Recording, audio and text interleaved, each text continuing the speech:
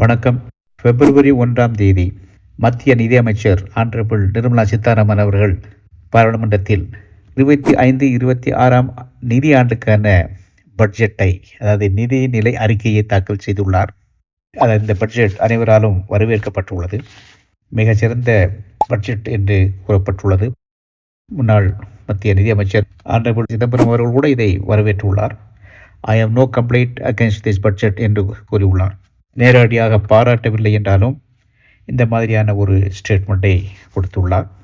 நானும் கூட இந்த மாதிரியான ஒரு சிறந்த பட்ஜெட்டை கடந்த 36 ஆண்டுகளில் பார்த்ததில்லை. நான் ஒரு retired income tax principal commissioner. இப்போ இன்கம் டேக்ஸ் சம்பந்தப்பட்ட முக்கியமான அம்சங்கள் என்ன இந்த பட்ஜெட்டில் அப்படின்னா, எல்லாத்துக்கும் தெரிந்திருக்கும். உங்களுடைய வருமானம் 12 லட்சம் வரை இருந்தால், அதாவது பிலோ 12 lakh இருந்தால் அதற்கு வருமான வரி கட்ட வேண்டியது இல்லை. எந்த நிதியாண்டில் 2025-26இல். இது பிஸ்னஸ் மக்களுக்கும் பொருந்தும், சேலரிடு பீப்புளுக்கும் இது பொருந்தும்.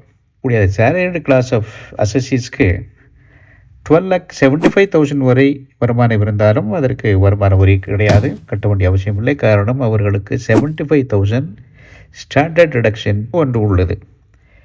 இப்போ அப் டு 12 lakh ஏன் வரி கட்ட வேண்டியதில்லை, 12,75,000 ஏன் வரி கட்ட தேவையில்லை என்றால், இவர்களுக்கு 60,000 60,000 ரிபேட் உள்ளது.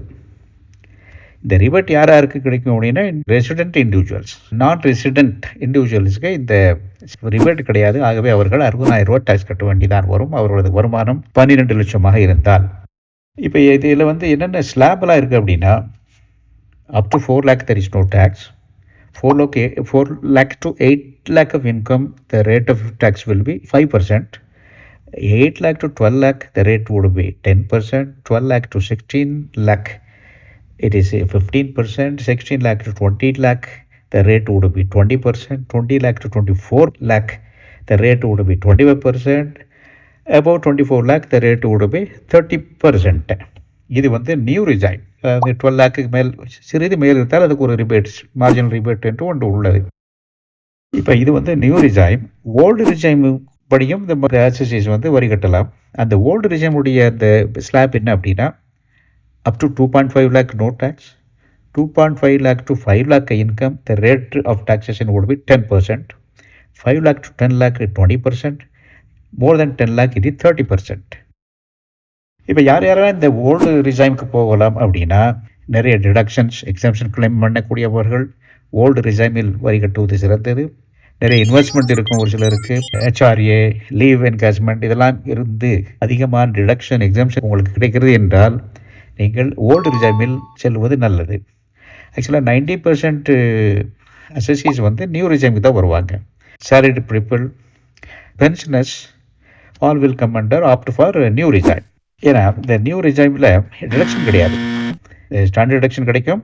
Contribution to PF, contribution to national pension ஸ்கீமுக்கு டிடக்ஷன் உண்டு. ஓல்டுலேயும் உண்டு, நியூ ரிஜைமிலும் உண்டு. இது தவிர மத்திய நிதியமைச்சர் ஆனரபிள் நிர்மலா சீதாராமன் அவர்கள் இந்த TDS டேக்ஸ் டிடக்ஷன் சோர்ஸ் இதிலும் பல மாற்றங்களை கொண்டு வந்துள்ளார்கள். அது எப்படின்னா, முன்னாடியெல்லாம் ஹவுஸ் ரெண்ட் 20,000க்கு மேல் மாதத்திற்கு கொடுப்பதாக இருந்தால் அதற்கு TDS பிடிக்க வேண்டும். இப்பொழுது அது 50,000 பெர் மந்தாக மாற்றம் செய்யப்பட்டுள்ளது. புரோக்கரேஜ் கமிஷன் எக்ஸ்ட்ரா அதுக்கு 20,000 வரை no TDS.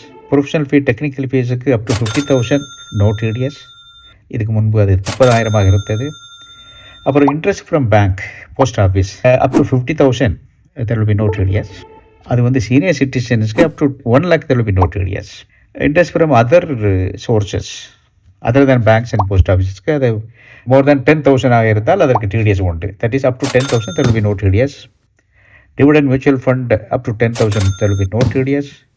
Enhanced compensation up to 5 lakh there will be no TDS. இது இதுக்கு முன்னாடி 2.5 lakh இருந்தது. இது தவிர இன்னொரு ஸ்கீம், அதாவது செல்ஃப் ஆக்குபைடு ப்ராப்பர்ட்டி என்று ஒரு ப்ராப்பர்ட்டிக்கு வரி கட்ட வேண்டிய அவசியம் இல்லை, ஹவுஸ் ப்ராப்பர்ட்டி இன்கம்க்கு. இப்போ இந்த பட்ஜெட்டில் a person can have 2 self-occupied properties without payment of tax. இது தவிர, அதாவது ஒரு சிலருக்கு ஸ்பெஷல் ரேட்டில் டேக்ஸ் கட்டக்கூடிய வருமானம் இருக்கும். Capital gains, short term capital gains, long term capital gains. Long term capital கெயின்ஸாக இருந்தால் அது 12.5% வரி கட்ட வேண்டியிருக்கும். மற்ற ஷார்ட் டேர்முக்கு 20% வரி கட்ட வேண்டும். இவர்களுக்கு அந்த ரிபேட் கிடையாது. 60,000 ரிபேட் அவர்களுக்கு கிடையாது. அது தவிர இன்னொரு ஸ்கீமும் ஒரு சில மாற்றங்கள் செய்யப்பட்டுள்ளன. அதாவது அப்டேட்டட் ரிட்டர்ன் என்று சொல்வது. இதுவும் வந்து it is also interest of the assessees. இப்போ அதுக்கு முன்னாடி இந்த ரிட்டர்ன், அதாவது 12 லேக் இன்கம் இருக்கிறது, டாக்ஸ் கட்ட வேண்டியதில்லை. ஆனால் வருமான வரி ரிட்டர்ன் தாக்கல் செய்ய வேணுமா அப்படின்னா தாக்கல் செய்யப்பட வேண்டும். உங்களது வருமானம் இந்த நியூ ஸ்கீமில் 4 லட்சத்துக்கு மேல் இருந்தால் நிதி ஆண்டு 2025-26 வரி கட்டக்கூடிய அவசியம் இல்லாமல் இருந்தாலும் நீங்கள் ரிட்டர்ன் தாக்கல் செய்ய வேண்டும். அந்த 4 lakh before claiming deductions and exemptions. Return தாக்கல் செய்யணும், அதுக்கு ஒரு சின்ன பெனல்ட்டி உண்டு. இப்போ இந்த அப்டேட்டட் ரிட்டர்ன் அப்படின்னா என்ன அப்படின்னா, வரி கட்டக்கூடிய அளவுக்கு வருமானம் உள்ளது, ஆனால் ஏதோ ஒரு காரணத்திற்காக நீங்கள் ரிட்டர்ன் தாக்கல் செய்ய மறந்து விட்டீர்கள். இப்பொழுது நீங்கள் அந்த ரிட்டர்னை தாக்கல் செய்ய வேண்டும். அதாவது ரிவைஸ் ரிட்டர்ன் அப்படின்னு ஒன்று உள்ளது. அது எப்போனா before 31st December of the assessment year நீங்கள் ரிட்டர்ன் தாக்கல் செய்யணும், வரி கட்டணும். அதுக்கு அந்த டைம் முடிஞ்சு போச்சு அப்படின்னா நீங்கள் அப்டேட் ரிட்டர்னை ஃபைல் பண்ணலாம். ஒன்று மறந்து விட்டீர்கள் ரிட்டர்ன் தாக்கல் செய்ய, வரி கட்ட, அல்லது ரிட்டர்ன் தாக்கல் செய்து விட்டீர்கள் ஆனால் ஒரு சில இன்கத்தை காட்ட மறந்து விட்டீர்கள், இல்லை ஒரு சில டிடக்ஷன் அதிகமாக கிளைம் பண்ணி விட்டீர்கள், லாஸ் கிளைம் பண்ணி விட்டீர்கள், அதிகமாக டெப்ரிசியேஷன் அதிகமாக கிளைம் பண்ணி விட்டீர்கள், வருமானம் குறைந்து விட்டது என்றாலும் நீங்கள் இந்த அப்டேட் ரிட்டர்னை ஃபைல் செய்யலாம். இதற்கு முன்பாக 2 ஆண்டுகளாக இருந்தது, இப்பொழுது 4 ஆண்டுகள் வரை இந்த அப்டேட் ரிட்டர்னை தாக்கல் செய்யலாம்.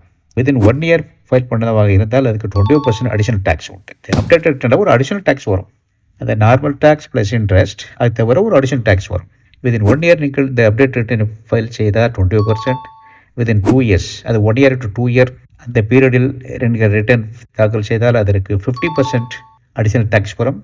Within 3 years 60%, within 4 years the additional tax will be 70% in addition to your regular tax and interest. இப்போ இந்த அப்டேட் ரிட்டர்ன் ஃபைல் பண்ணலை, வரி கட்டலை அப்படின்னா உங்களுக்கு பெனல்ட்டி வரும். நோட்டீஸ் இஷ்யூ செய்த அசஸ்மெண்ட் போட்டால் அதற்கு 200% வரை பெனல்ட்டி வரும். அதிலிருந்து தப்பித்துக் கொள்வதற்காக இந்த அப்டேட் ரிட்டர்ன் என்கிற ஒரு ஸ்கீம் இன்ட்ரோடியூஸ் செய்யப்பட்டுள்ளது. பழைய காலங்களில் பட்ஜெட் என்றால் அது வந்து சேவிங்ஸை என்கரேஜ் பண்ணுவதாகத்தான் இருக்கும். ஆனால் இந்த பட்ஜெட் மக்கள் ஏர்ன் பண்ண வேண்டும், செலவு செய்ய வேண்டும் என்கிற ஒரு நோக்கம் அதிகமாக இந்த பட்ஜெட்டில் உள்ளது. செலவு செய்யும் பொழுது அது ஜிஎஸ்டி மூலமாக வருமானம் வரும் கவர்மெண்ட்டுக்கு. இந்த லிமிட்டட் 12 லேக் ஆக அதிகப்படுத்துவதன் மூலம் வருடத்திற்கு அரசாங்கத்து 1 லட்சம் கோடி இழப்பு வருவதாக மதிப்பீடு செய்யப்பட்டுள்ளது. ஓரளவு புரிந்திருக்கும் என நினைக்கிறேன். புரிந்து உபயோகமாக உள்ளது இந்த வீடியோ உங்களுக்கு என்று நீங்கள் கருதினால் லைக் கொடுத்து ஷேர் பண்ணுங்கள்.